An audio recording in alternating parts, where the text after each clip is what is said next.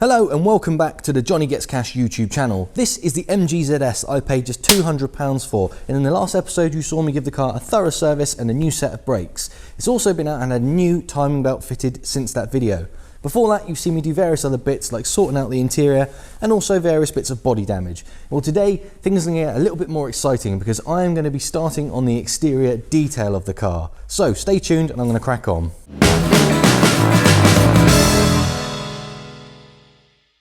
Before I start this episode, I want to show you what I'm dealing with. Now, from a distance, this car probably doesn't look too bad. The paint kind of doesn't look too horrendous. But really, if you look up close, pretty well every panel is hazed and covered in marring. Basically, I think that's because it's only ever had gritty sort of contact washing. It's never really been looked after. Now, the car is 20 years old now, so I'm not really surprised by that. It's not like it's some sort of super rare hypercar, so I can see why in its life it hasn't been cherished like some vehicles would have been. But it is my job now to make this thing look as good as possible, and a big part of that is making it really pop. And to make a car pop, we have to deal with all these horrible little surface scratches, because the millions and millions of them on the surface of the car, they do add up to make the whole thing a little bit duller than it probably will end up being. So basically that's the focus of this video, making this thing look as bright as possible. Before I get started, I want to say a big thank you to Ankbit, who have sent me a set of their new E600 Pro noise cancelling wireless Bluetooth headphones. Now, a job like polishing, for me, it can be a little bit grating because all you're hearing all day is the sound of that polisher and it really can get to you. So having a set of headphones is pretty useful actually, and especially noise cancelling ones. So thanks again Ankbit for sending me these. I'll put all the details and technical specs for this in the description and a link to where you can buy these if you're interested yourself. So, cheers Ankbit, let's crack on. Okay, so for all of you who've been following this MG Freshen Up from the start, you'll be aware that before it came into the workshop, I gave it a really thorough clean outside, just to get rid of any loose dirt, debris and moss and things like that were on the surface of the car. That was all before I did the work you've seen so far. Obviously, that hasn't dealt with the state of the paint, it's just made it cleaner. So before I can get on with the polishing of this car, I need to do the first stage, which is clay barring. Now, if you're unfamiliar with clay barring, the idea is this piece of clay gets rubbed over the bodywork of the car with a suitable lubricant, and it pulls out any impurities and things that are stuck in the clear coat of this bodywork. So although this is totally clean and white right now, as I work around the car, rubbing this over every panel, at the moment the car feels rough. By the time I'm done with this, the car will feel totally smooth. And I'll show you, I'll just do one panel and I'll show you how much rubbish that this clay bar picks up. So the point of that is, if we make the paint totally smooth with the clay bar before we polish, the polisher isn't having to work over lots of uneven bits and pieces stuck in that clear. That is the purpose of a clay bar, and that is always the first phase before a machine polish. So that is the first thing I'm going to get on with.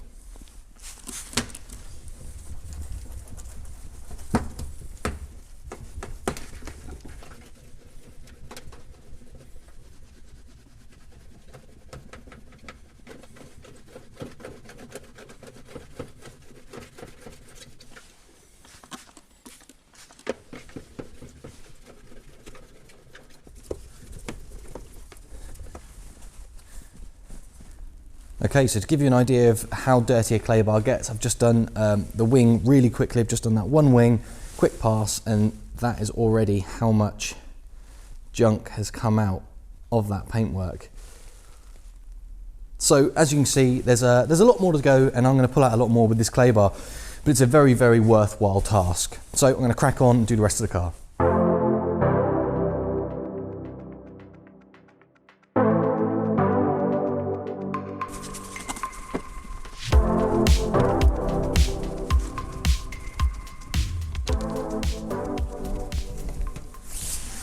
One of the more satisfying bits about clay barring is sometimes when you're working with paint like this and you know there's lots of impurities in the paint, as you rub the clay bar over, you'll be able to hear on the first pass those rough little spots being picked up. But as you work the paint more and more with the clay bar, that noise gets less and less because there's less impurities in the paint. So if I let you listen to this paint as I clay it,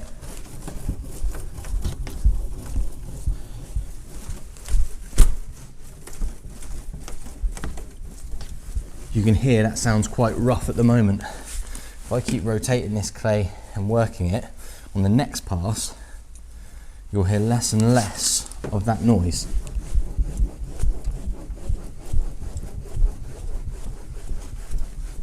which is an indication that, as I said before, all the impurities are being picked up by the clay and pulled out of the clear coat, which means it will look better straight away, and obviously certainly when it's polished it will really pop. The other thing you can sometimes see, not so much on this panel, but when you're using lubricant like this and you're working the clay, these drops, you can see they're not exactly clean water, they're kind of a dirty cloudy colour. Now that again is down to lots and lots of small impurities that are in the clear coat being pulled out and carried away by this lubricant. So although it seems like a bit of a funny job to be doing, clay barring is really essential. You'll get a much better idea of the sound of rough paint if I let you listen in as I do the lower part of this door.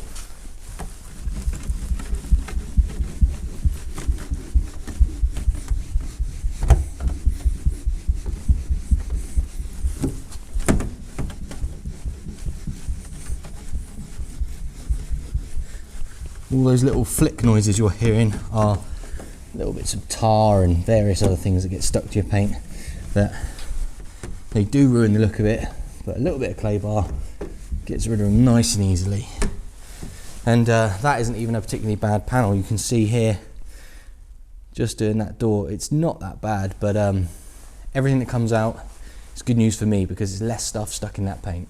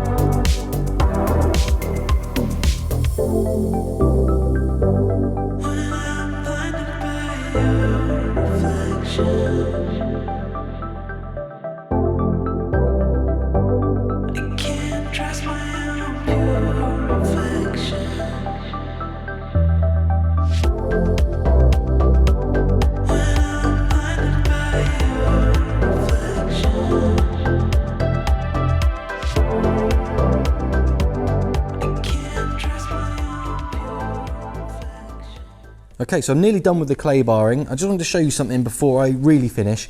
I've done half of the bonnet, okay, so I've done this left half with the clay bar. The right hand side I have not done yet.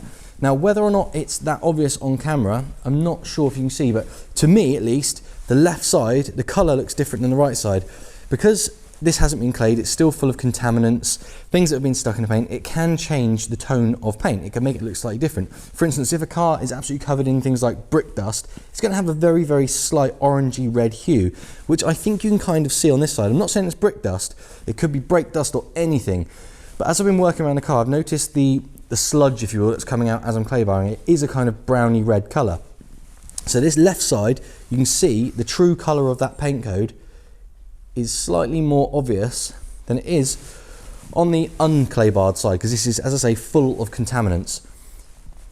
Just a little pit stop to tell you that, because I think it's quite an interesting point. If you're not familiar with clay barring, there's a few elements to it that are worth considering, and I think it's an interesting point to mention that it can really bring back the true colour of your car's paintwork.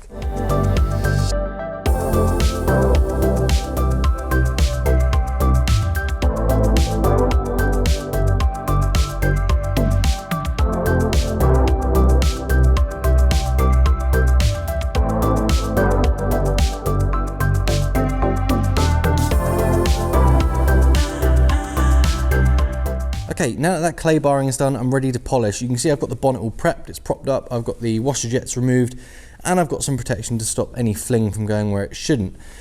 So I'm going to crack on with that shortly. I just want to address something quickly. I get a lot of comments when I'm polishing in other videos saying I shouldn't use a small polisher for everything, a bigger one would be much quicker. Well, I do actually use a bigger polisher. This is my Sealy. You will notice as I do some of the bonnet and the roof on this car, I use the bigger polisher. For smaller areas or more detailed areas, I use my small detail polisher. I guess it's not that obvious in most videos when I switch between the two, but obviously this one with the red handle is my bigger polisher and the black handle is my small detail polisher. So I do use two sizes. In fact, I use two different polishers. This one alone has 3 different size heads that I use depending on where I'm polishing on a car.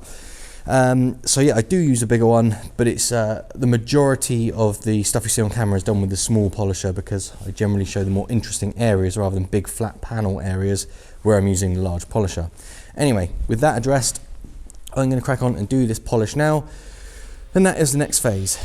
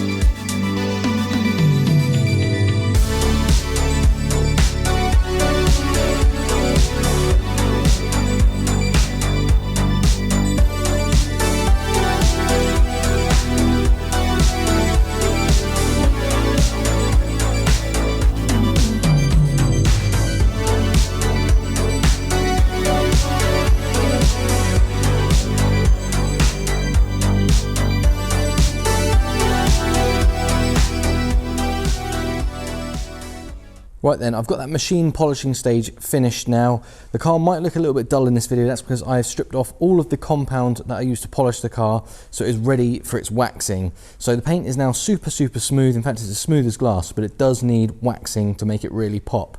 Anyway, that will come shortly, because something I want to deal with first, before I get on with that waxing, is actually sorting out these headlights.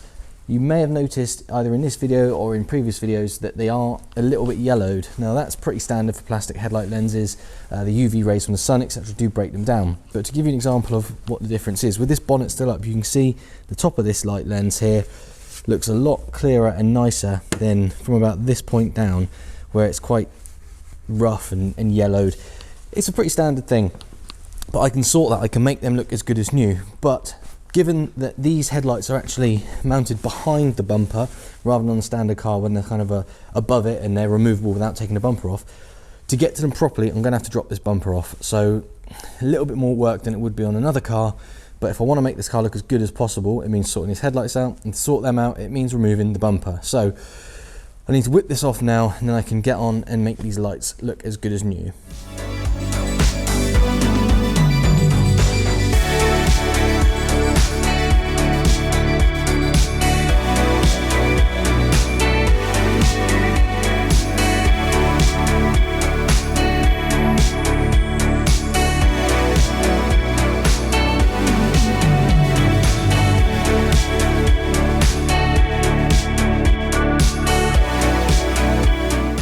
So with the bumper now removed, you can see why I've had to remove it. Although they look like twin headlights, they are actually a single headlight unit each, and they are tucked in behind that bumper. So for proper access, it had to come off.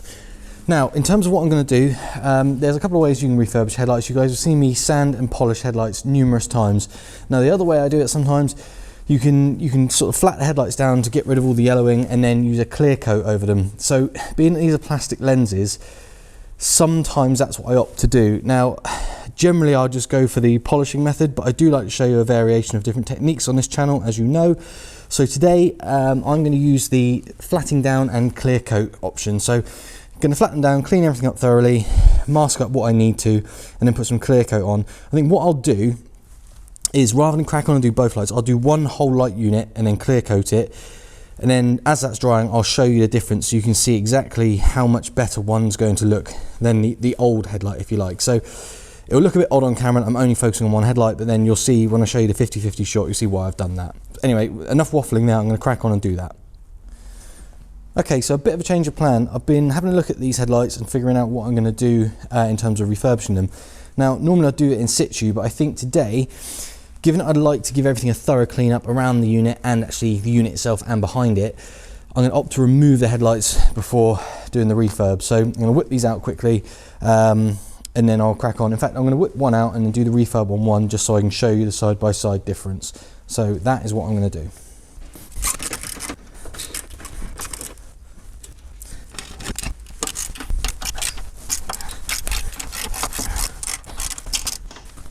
Okay, it seems like I'm going to have to remove the crash bar to pull the headlight forward, but hopefully that won't be too much of a drama.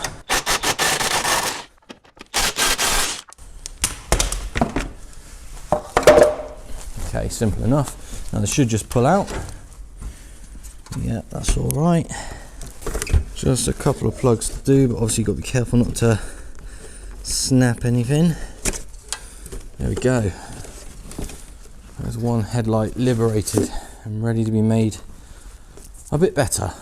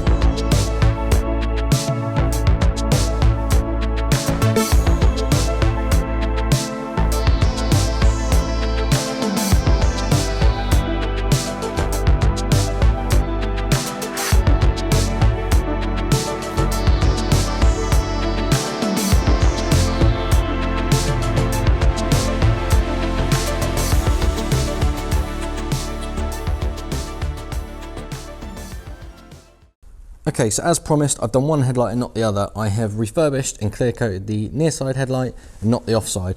Now, I don't know how visible it will be in this video, but certainly to me, there's a huge difference. You can see the amount of yellowing that remains on this headlight as opposed to this one, which is now crystal clear.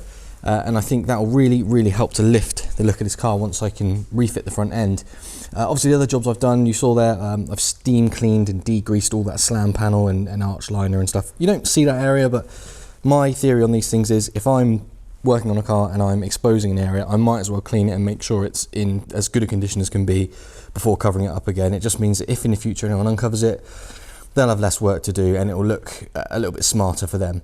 Anyway, I'd say normally I would do everything at once, but I wanted to show you the difference between one headlight and the other. So I'm going to crack on and do the other one now and get this front end all buttoned up, and I'll show you how fresh the thing looks when the bumper's back on. So there we go, that is those newly refurbished headlights refitted, that bumper is back on, and I've got to say they are looking absolutely mint.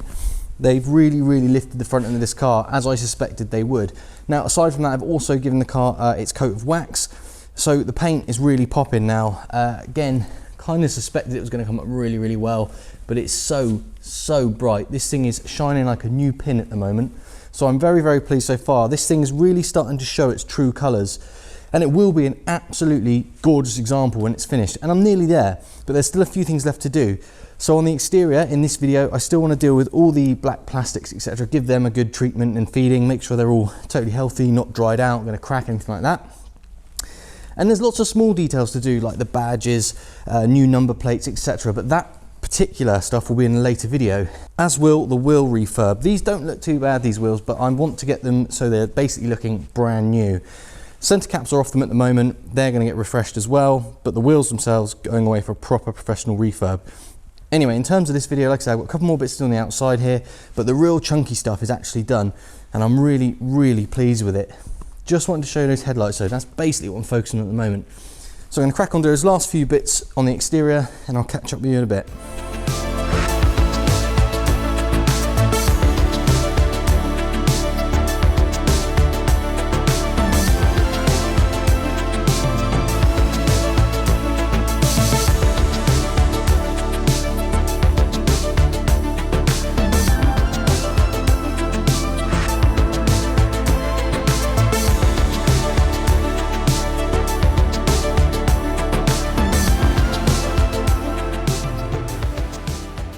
Right guys, so that's it. I've dealt with all the black plastics on the exterior of this car. Obviously there's not a huge amount of them, but I wanted to treat them anyway. So that's all the window surrounds, sunroof surround, things like that.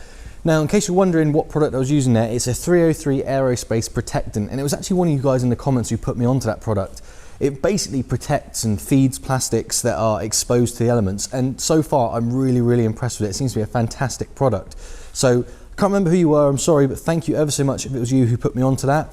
I'm going to use it on all cars moving forward, and you mean apart from protecting the plastics, you can see they look really, really fresh having used that. Now ignore the state of the glass. The exterior of the glass is fine, it's just the inside needs to clean. Basically, I'm going to leave this episode here because I think this one's gone on for long enough as it is, but of course there's some other nice little bits to do on the exterior of this MG next time. That's things like I mentioned before, new number plates, got new badges going on this thing. I'm also going to get those wheels refurbished. There's a few little bits and pieces, and of course, like I said, I need to just clean up the interior very quickly, do the glass, give it a bit of a freshen up, get rid of some stickers inside, things like that. But really, for this episode, I've achieved everything I wanted and more. I think this MG is looking absolutely phenomenal outside. There's now no damage on the bodywork. The paint itself has come up so well. It's really, really bright. I'm absolutely loving the look of this thing. Anyway, I'm not going to go on for too much longer, guys. Thank you ever so much for watching. I hope you've enjoyed it, and if you did, please come and join me on the next one, where, as I say, I'm going to be getting on with those few last little exterior touches and the interior cleanup. So anyway, thank you ever so much for watching, and I will catch you on the next one. Cheers.